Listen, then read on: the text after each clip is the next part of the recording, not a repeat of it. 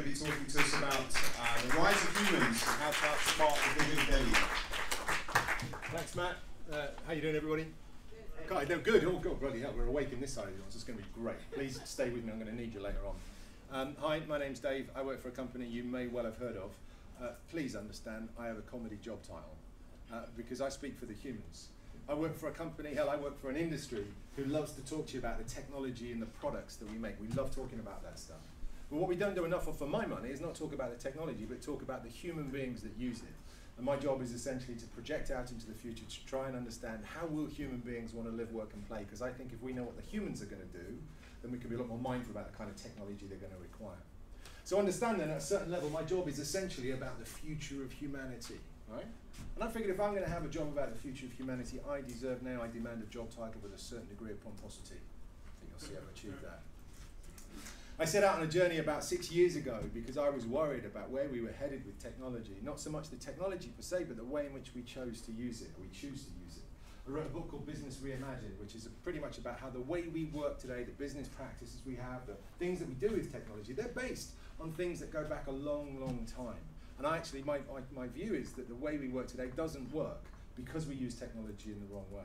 I followed that up a couple of years ago with a book called The Rise of the Humans, which is essentially about our personal relationship with technology and how that prevents us going forward. It's also about a world of what AI is going to bring us. Now, there are two things you need to know about my books. Number one, I'm a cheap date, right? So that's why I'm here. So if you're interested in the books, if you have a Kindle, you can download them for free from Amazon. If you don't have a Kindle, tweet me and I will send you a download code. The second thing about the book, and this is always a bit tough for me to admit in public, right? But there was a point in my past where I was a bit hard up for money, and I had to do some things that I'm not terribly proud of today. Look, I was a management consultant, okay? As a result of being a management consultant, you will find no answers in these books, right? Because I was a good consultant. My books, everything I do is intended to be a provocation. If I have made you think slightly differently about how you use technology or where technology is going, I will have done my job. But really what I want to focus on today is how far the world has come and where we're going and how different the world that we're going into is going to be from anything we've seen before. And I want to talk to you about just the pace at which everything is changing around us. And this is the best slide I could find to show you the pace of change that we live in today. Does anyone know what kind of curve this is?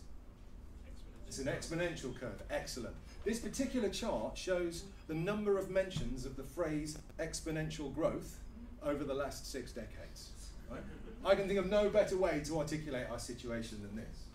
But we still walk around and we talk about digital this and digital that and IT this, and I think those days are over. Talking about digital today, to me, is like talking about breathing. You don't need to tell me to do it. I kind of remember. It's just what I do normally, naturally. And I want to give you a couple of examples, a couple of exhibits in the defense of a position I'd like to say, which is to move on from beyond digital. The first example is the latest Mary Meeker statistics about digital adoption in our society. I don't need to tell you anymore that people use technology.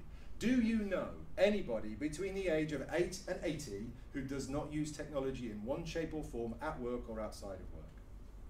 My guess is that there will be very few of you, if any at all. Now, I'm not saying that there aren't people in our society who are disconnected.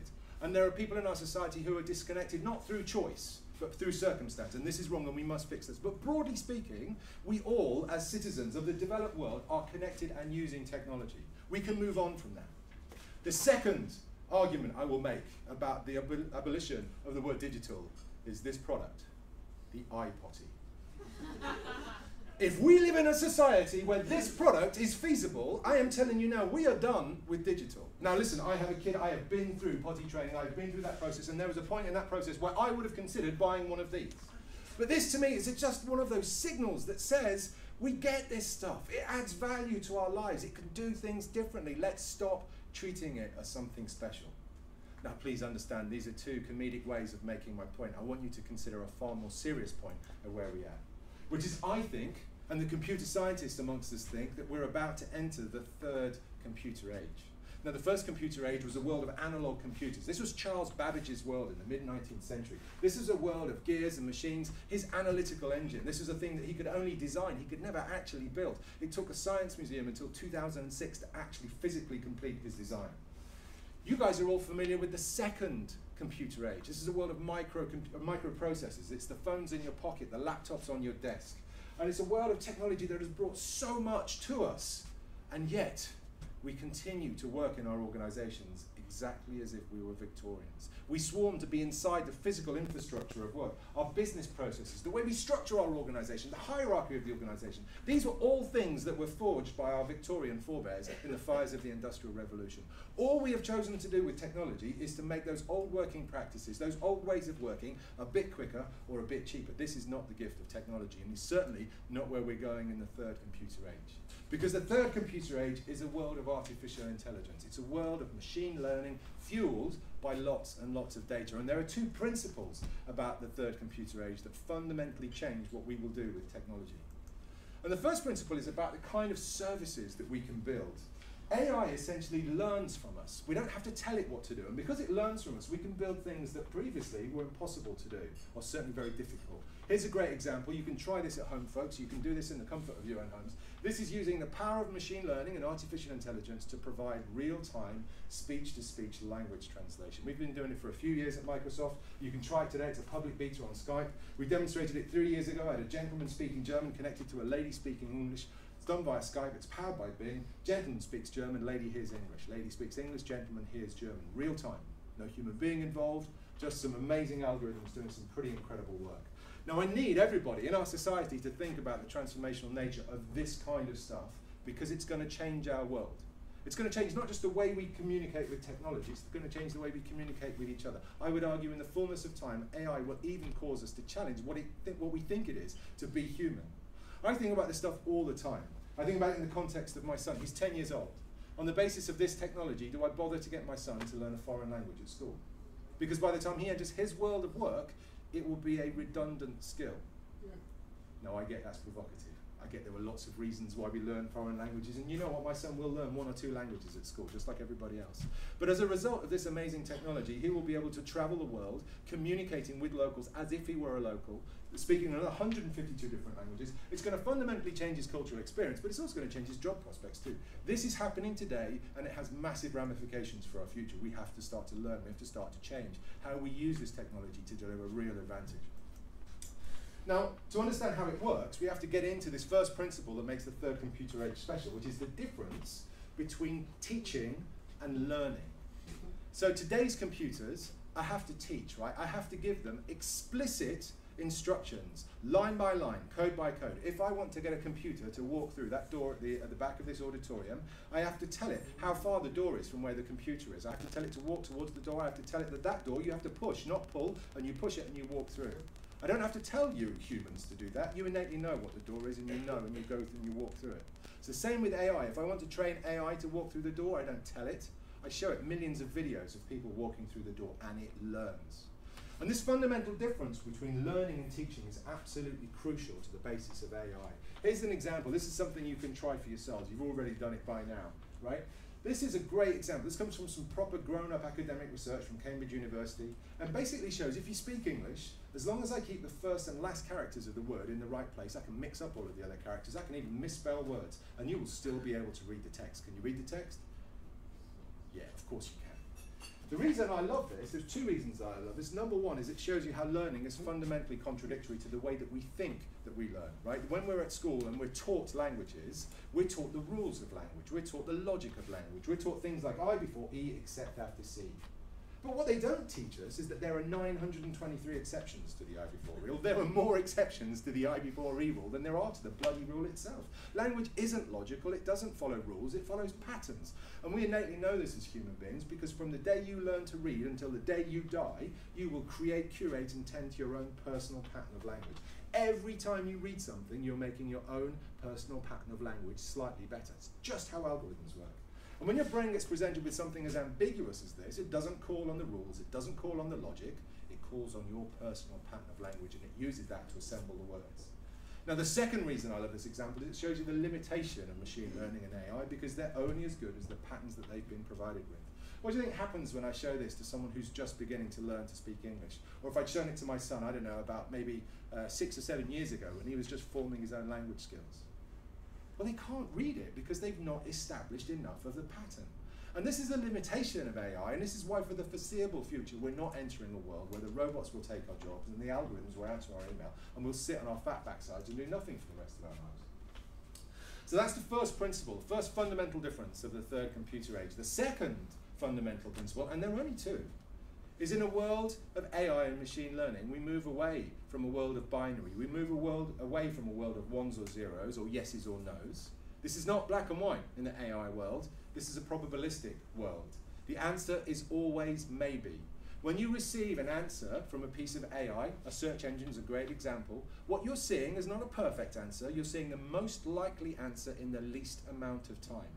We're confident that it's the right answer, but we're not 100% sure. This sort of fundamentally changes how we choose to use technology, more specifically, what we can use it for. And if you combine these two things together, you get to this wonderful place where we start to erode the boundary of what humans can do and what machines can do. This is a project that's available today. If you're in London and you have some time, go to the Tate and you'll see this. It's an exhibit you can walk around. You can also try it online. And what the Tate do every year, they have this wonderful thing called the IK Prize. And the IK Prize is basically them challenging the world of science and technology to do something meaningful for the world of art.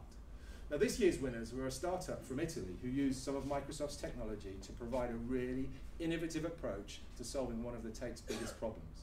Because the Tate have a big problem, it's their archive. And in their archive is some 50 to 70,000 images. And the problem when you've got 50 to 70,000 images is you can't show all of those images at once. There is no single curator inside the Tate that knows all about every single one of those images. And as a result, a great majority of the incredible bounty that the Tate has to offer lies undiscovered, hidden in the basement of the organization. So what the researchers wanted to do, what the project wanted to do, they wanted to surface that, and they wanted to surface that in an innovative way. So what they did is they took the image on the left, and this image is part of the Reuters live photo stream. So Reuters is a news agency, has photographers all around the world taking photos every day of things that are happening around the world that then get published. As a media publisher, you can subscribe to them, you can use them in your publications. And what they wanted to do is they wanted to take those images and see if they could match them to images from the Tate's archive.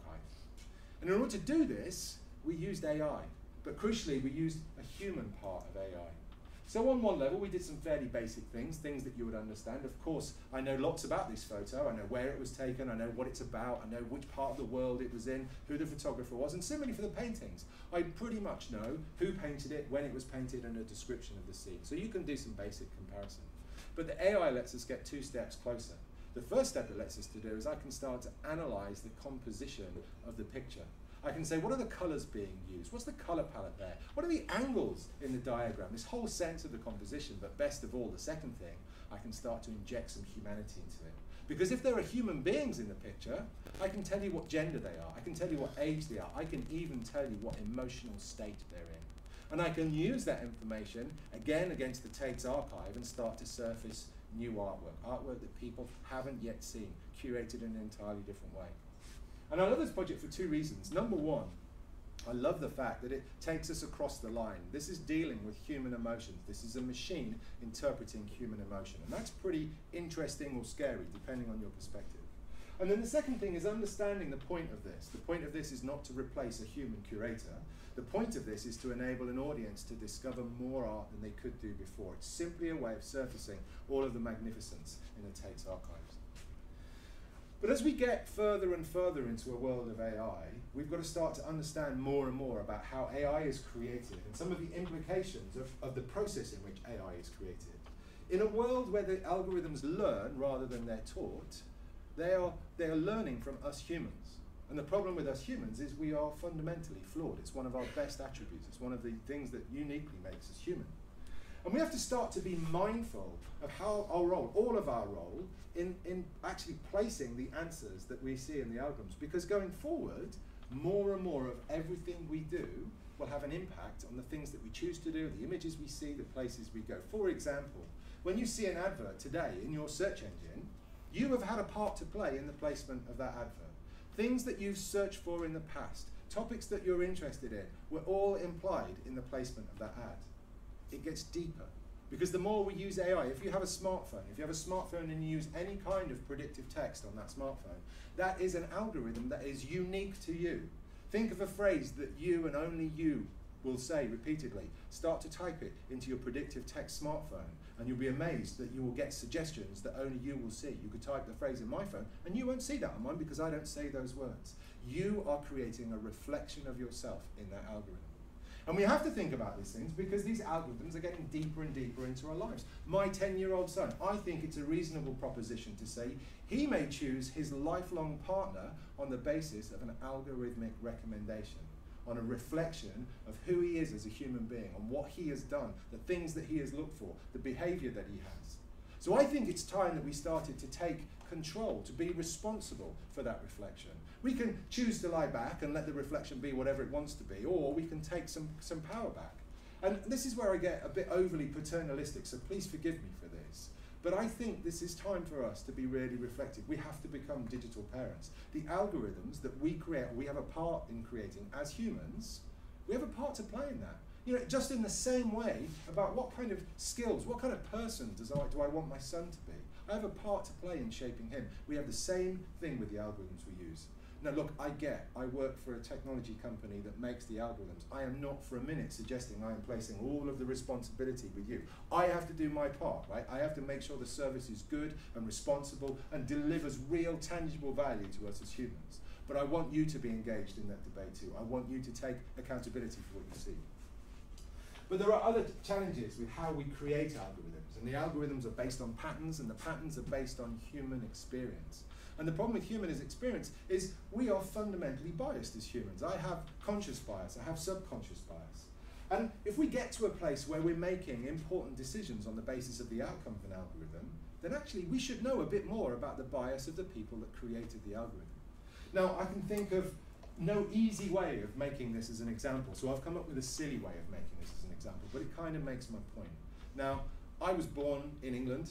I am also Canadian, so I spend a lot of time in North America. And one of the things that has occurred to me, that as an Englishman, I actually quite like my tea. Do we have any other tea lovers in the room? Okay, so I have a very specific algorithm for how I make tea, right? Like many of you, right? There's a warm pot, there's tea bags in the pot, there is boiling water that scorches the tea bags, it's left to steep for a few minutes, and then it gets poured into a warm mug with a splash of milk. That's my algorithm for making tea. My North American algorithm for making tea, or the one I experience in North America, is that there is a cup with lukewarm water and a tea bag and some milk, and there's your cup of tea, right? Not on my bloody watch, right? Never going to happen. Now, if I'm in a position to be consuming the product of that algorithm, as an Englishman, someone who cares about tea, I'd quite like to know who wrote the algorithm that's going to give me my cup of tea. Because if it's been written by a North American, as much as I love my North American cousins, I don't want it, I'll have a coffee, thanks very much. If it's written by somebody like me, I will go for the cup of tea. So please, again, really stupid example, but then project that into all of the algorithms that we use every day, and we'll go on to use more and more in our personal lives. My son choosing his lifelong partner. We need to understand about bias. The best answer that we have to date about how we deal with the issue of bias is this beautiful thing called diversity. And if we make sure that the teams of people who are building the algorithms are diverse, right? And by diversity, I mean across the spectrum. I mean race, I mean gender, I mean disability, I mean mental ability, the whole ball of wax. If we do this, then we minimize the risk of the algorithms being sent off in one direction by the humans that create them. And then the final challenge is really understanding about what we do with the information that the algorithm chooses to show us. And we've already seen this. We see this play out quite often in the world of search, and I would argue search is kind of at the vanguard of artificial intelligence in our society.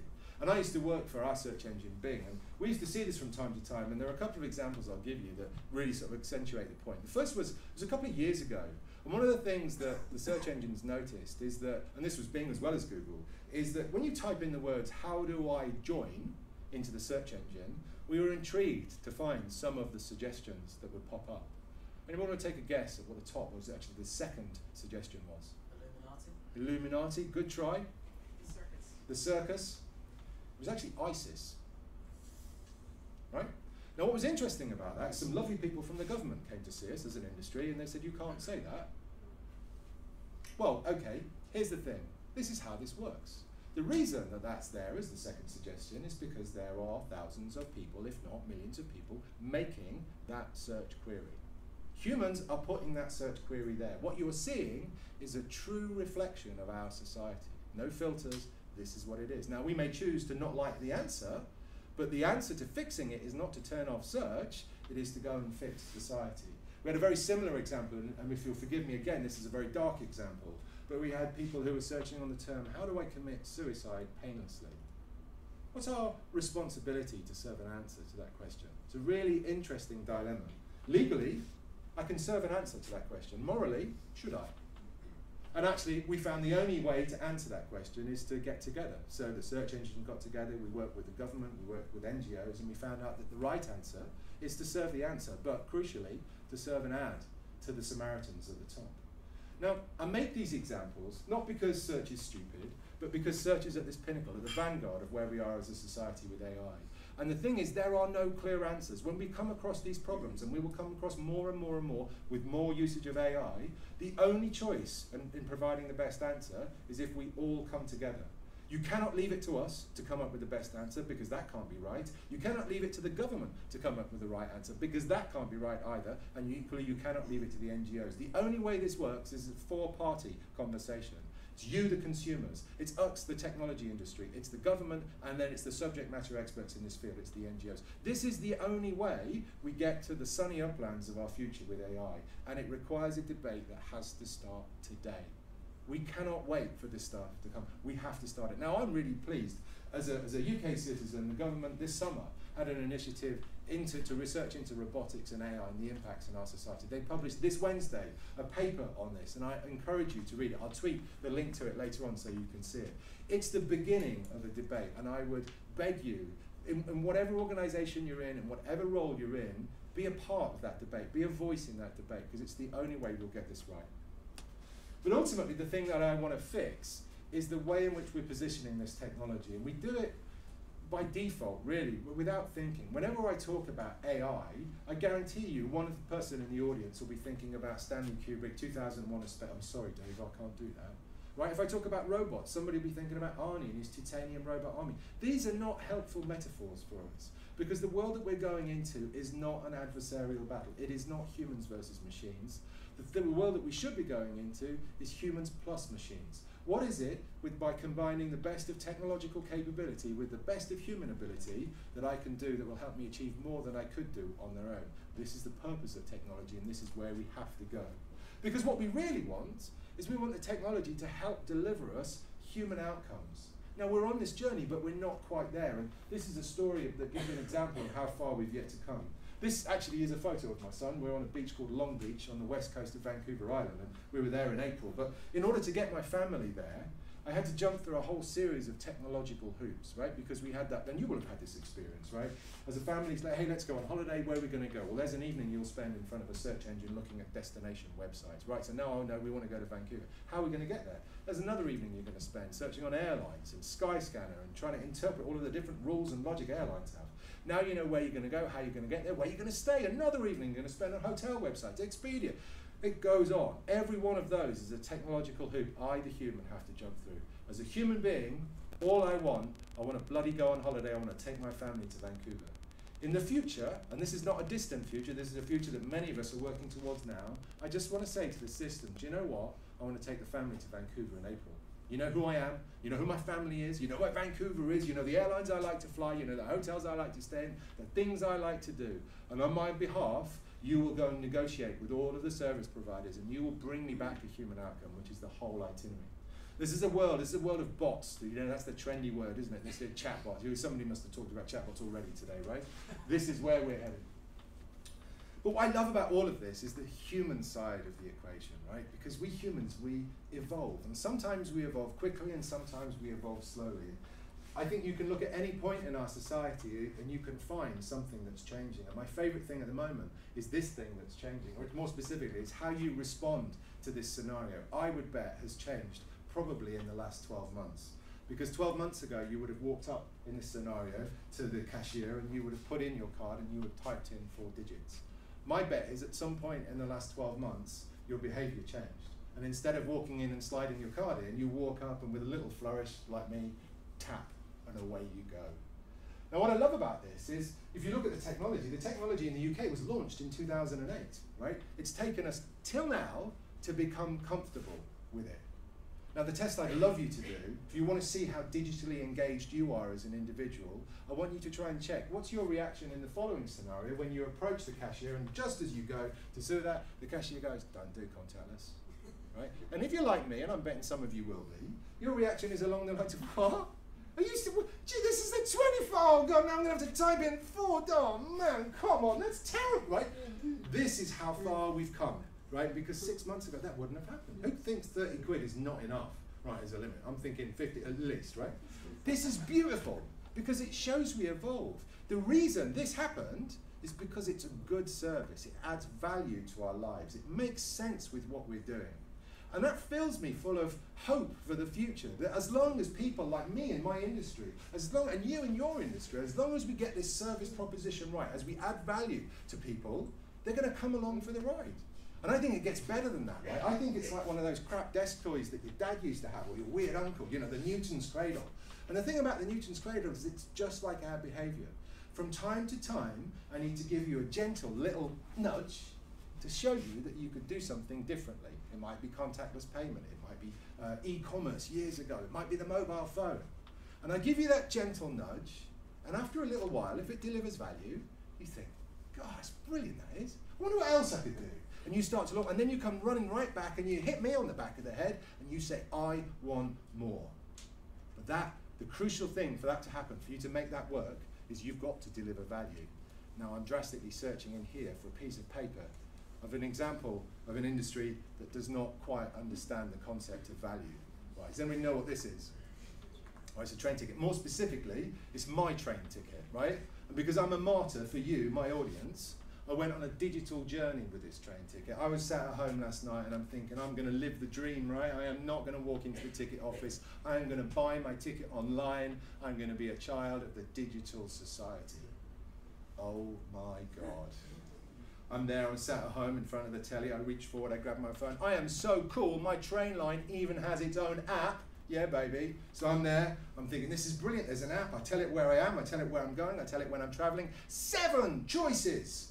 Shit. Okay, they've all got different rules about what works and what doesn't. Oh God, I'll have the cheap one. So that's good. I give it my credit card details. I'm thinking, okay, that was slightly painful, but it'll be okay. I turn up at the station this morning. There I am, just like you. I've got my laptop bag, my coffee, my bacon sandwich. There's the ticket machine. This is looking great. I walk up to the ticket machine. It says, please insert the credit card that you paid with. Again? Okay, fine. I'll put my credit card in. Then it says, please type in the 6-digit code. Shit.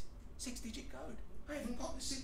Oh, it's an email. I'm there like some cack-handed circus juggler, my phone's on the floor, my bacon sandwiches falling over. I eventually get my ticket. Now, meanwhile, while this is going on, there is a lovely, lovely lady sat in the corner of the ticket office. All I have to do is I have to go up to her and say, excuse me, I'd quite like to travel to London this morning. Could you tell me which is the best ticket? She gives me the ticket. I give it my credit card once. I take the ticket and I'm on my merry way. The digital journey in train lines adds no value to my life. As a customer, I am never, ever going to do that again. And it's the same principle for all of the services that you will be operating in your organization. If you add no value, your customers will never, ever come back. So what can you do with all this stuff going forward? Well, look, I think in a world of chatbots, in a world of AI, one of the things we have to come to terms with is that human language is the new user interface. And when I say human language, I don't just mean speech, I don't mean voice recognition, I mean the whole ball of wax with human language. I mean gestures, I mean facial recognition, emotional recognition, body language, everything becomes up for grabs. So we've got to start talking that language. We've got to start, how are we going to use that kind of input from the human beings to drive experiences that delight people and add value to their lives? In order to do that, I've got to be fed with data. And data's a scary thing. For me to be successful in delivering the services I want to deliver with AI, the things that will change our lives, I need more of your data. And the only way you're going to give me more of your data is if 2 things happen. Number 1, I've got to make the value proposition worthwhile. I've got to make the service so good that you want to give me your data. And secondly, you're only going to give me your data if you trust me. So you have to trust me. In order for you to trust me, I'm going to have to be open and respectful, inclusive and respectful. So that means if you give me your data, you need to be able to see it. I need to be able to have a conversation with you that basically says, look, this is the bit of data from you that I want. Here's what we do with it. Here's what you get as a result. And if you don't want to share your data, that's cool too. I still want to do what I can for you. But giving people the power. We have a digital agent called Cortana. You may have seen it if you have Windows, Xbox. It's on iOS and Android, or coming to Android at some point. Cortana has this lovely principle called a notebook. And in her notebook, she records all of the assumptions that she's made about you based on your behavior, the reflection that you've given. And what I love about that is it's intended to avoid the scenarios that we have today. It's a bit like a few weeks ago, some of the plumbing went at home, and that's not a euphemism for anything. The plumbing went, and I'm there, and because I'm too tight to call a professional, right, I'm doing what a tight person does in that scenario, is I'm on a search engine, I'm looking for parts, I'm looking at videos, seeing how I'm going to fix it. And so I get the parts, I fix it, I'm feeling pretty cool. Why is it then, for the next 6 weeks after that, the internet now thinks I'm a plumber? Right, everywhere I go, there is adverts for bloody plumbing supplies. If you were really smart, you would know I'd fix the problem because I neither phoned a professional, nor did I continue to search for those parts. Cortana's notebook exists for those moments because I can go into that notebook and I say, look, I'm not a plumber, right? Don't show me that stuff. That helps to build trust. And when I can build trust, if you feel like I've got your back and the service is good, then we get to the place where we can be. But in building the services, we have to focus on this really important thing, which is we have to focus on what they enable the people to do, the consumer of the service to do. This is about the outcome of the service, not the process. And it kind of reminds me of a few days ago, I was in Cardiff of all places, and I'm going to some gig, it's early in the morning, and as I'm walking down the road, there's a guy, right, he's a council worker, he's in the middle of the road, high-vis jacket, and he's putting little dollops of white powder just right in the centre of the highway. And I'm a curious guy, right? I'm like, Jesus, what are you doing? And he says, oh, I'm putting down elephant powder. I'm like, elephant powder? What's that for? Well, it keeps the elephants away. And I'm like, but there aren't any elephants in Cardiff. And he just looked at me and smiled and go, I know, it's good stuff, isn't it? Right? I'm here all week. Our organisations, the way we treat our citizens, the things we do as consumers, is filled with elephant powder. Shit we do that is completely pointless, redundant, useless in a modern digital society. It's the processes that we do that nobody remembers why we do the process, they just know that we've always done it that way. This is the stuff that holds us back. This is the stuff that prevents us getting to a place where we can unleash the true power of technology. Our job as citizens, consumers, employees, businesses, startups, whatever you are, is to spot the elephant powder. And when you spot it, you rip it out, you burn it, get rid of it, destroy it. Because if you can do that, then you can start to free yourself to work in a way that becomes fit for purpose for what the technology has to offer. And then there's the challenge of how we think about the future. How do we think about where this stuff might go? What might be useful for the people we care about? Well, I think we have to think differently about our future. And the challenge we have as humans about the future is we tend to think the future is a straight line. We tend to think the future is a straight line extrapolated from where we stand today and from where we were yesterday. And it's always up and to the right. Well, the future's never a straight line, right? It bounces around like a pinball, and what we need to do is we need to anticipate the ricochet of that pinball. Here's an example of an industry that's struggling with that way of thinking. And I don't know if you know these, but these are the first autonomous vehicles that have been approved for use on UK highways. And what I love about this as an example is there's a beautiful paradox here, which is on one hand, the technology that exists for us to be able to make a driverless car is phenomenal. I mean, to live in a world where driverless cars could be a thing, I think is a fantastic achievement of science, technology, and commercial organizations. But the flip of it is if you look at some of the numbers, and not all of the numbers are the same, but I'll choose numbers that suit my argument, thanks very much. And the numbers that I used I wrote about this in book 2, was basically, it won't be until 2040 that 50% of all miles driven are driven autonomously, and that number doesn't hit 100% until the time we reach 2070. And my worry is that, do we seriously think that by the time we get to 2070, as a society, we will still think the best way to transport human beings around the local environment is inside a tin robotic box on wheels? That can't be the case. If Amazon is preparing to deliver packages to my house using an autonomous drone, or Domino's is preparing to deliver pizza to my house using autonomous drones, then am I not, as a human, just a bigger, albeit significantly heavier pizza or package? And the future of autonomous transportation for humans is as likely to be drones as it is car, but this industry struggles to see that because it is fixated on that straight line view of the future. So there are other challenges. For example, when we legislate and regulate using that straight line view of the future, do you know what the first law that the UK passed for the provision of autonomous vehicles on UK highways? Is that there must be, at all times, a human being inside the vehicle. I don't know, let's call them the driver, right? Whose job it is to monitor the controls. But the real issue of thinking about the future in a straight line is neither of these things. It's simply the opportunity cost of that thinking. Because for every second that an automotive engineer, in this example, thinks that the future of transportation is this straight line, nobody's building this.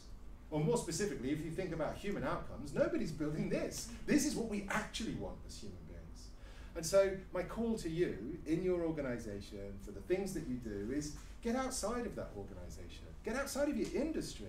Connect the dots for yourself. Anticipate where your pinball is going to bounce. If you do that, you're not going to be right about the future, but you will be better prepared for it. And talking of being better prepared, the thing that I wanted to leave you with is I think we have to think very differently about the way we educate all of our society about the potential of technology.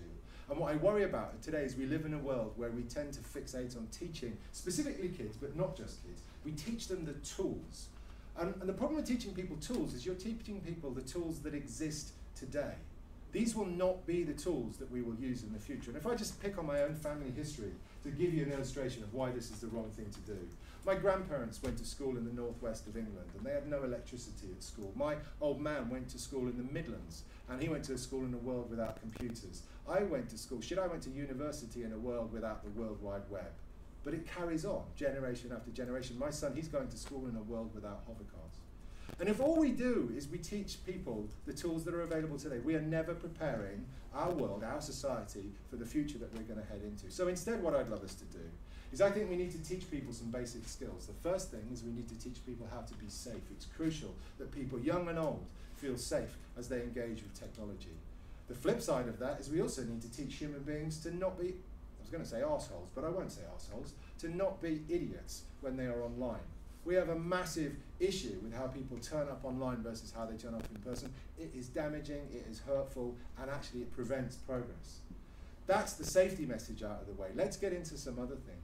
Number one is resetting our relationship with technology. You'll have heard lots of people talk about mindfulness, things like that. There is a simple skill we all need for our future, and it's simply this. It's being able to make a very simple choice at any moment of the day, which is based on what I'm about to do.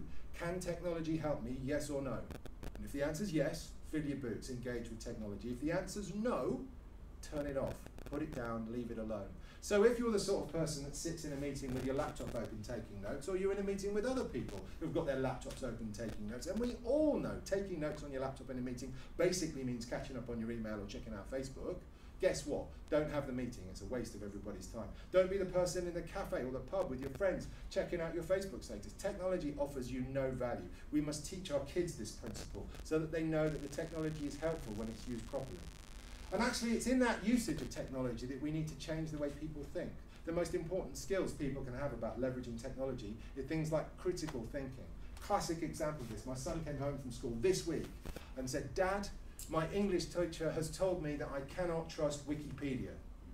And I said, "John, that's good advice. How do you know you can trust your English teacher?" Ooh. That sent him off into a recursive loop that he's not yet come out of, right? Fun you can have as a parent. So critical thinking is absolutely crucial. And actually this thing about curiosity, we have forgotten what to be curious means. And I know I generalize, but curiosity is a beautiful thing. It is the cure for boredom. It is the thing that makes us want to make things better, to find out how things work. Encouraging not just young minds, but young minds in particular to be curious is wonderful.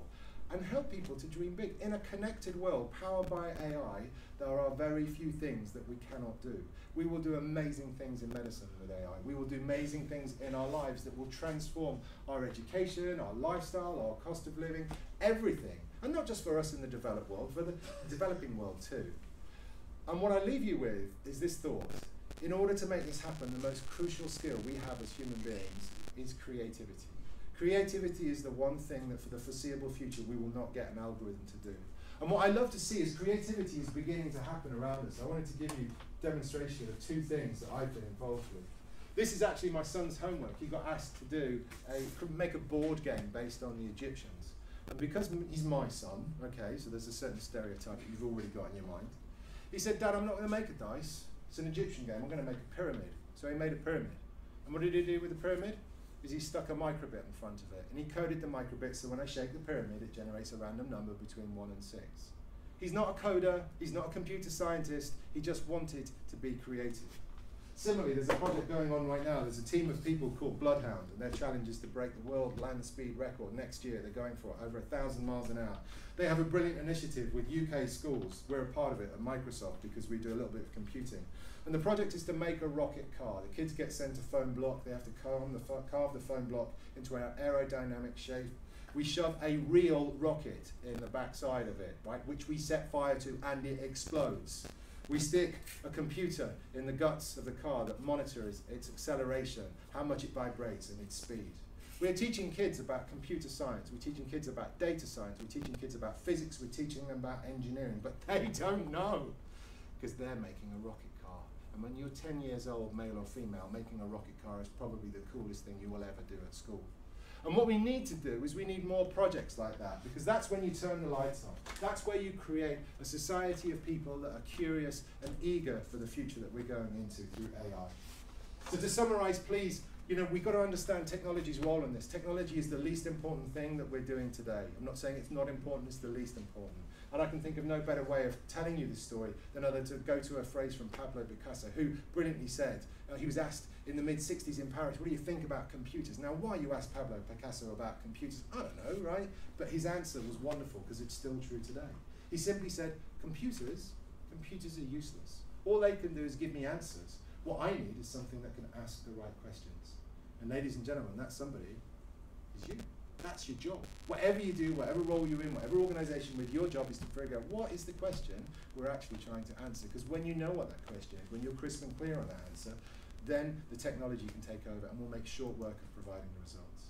To end, this is not my view of the future. We are not in the Terminator. The internet, believe it or not, is not Skynet. I have a simpler view of the future, and it's just this. I want a world where we as humans, we stand tall, high and proud, right up on the shoulders of the digital giants that we've created. We use technology to extend our reach as humans, not to replace us. And what I love about this is it's a debate we've been having for decades. I remember when I was a kid. When I was a kid and I was doing my maths exams at school, I was doing my maths O-level, and if you don't know what an O-level is, it's kind of like a GCSE but harder, right? It was a point in our lives where we were debating the role of pocket calculators in the education of our children. As a result of that societal debate, I did my maths O-level with a logbook and a slide rule. Now the funny thing is, I'm a better mathematician with a calculator than I am with a tabulated bit of paper and a slidey bit of plastic. Yes, I need to know the basics of arithmetic, but once I do, the technology lifts my capability. It's exactly the same principle today with all technologies, not just AI. And what we need to do is we need to make sure that everybody has the skills to be able to live up to the potential that technology has to offer. If we make sure that every person in our society has those skills, then and only then can we as humans rise up and live up to all the potential of technology. Ladies and gentlemen, thank you very much.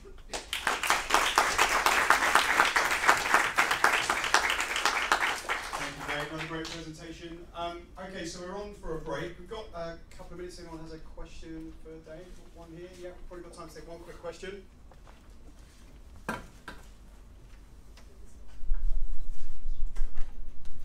Thank you very much, fascinating. I wanted to comment and also ask you about one of your recipes when you say switch off the technology, or ask yourself if it's serving you. If only it were that simple, right?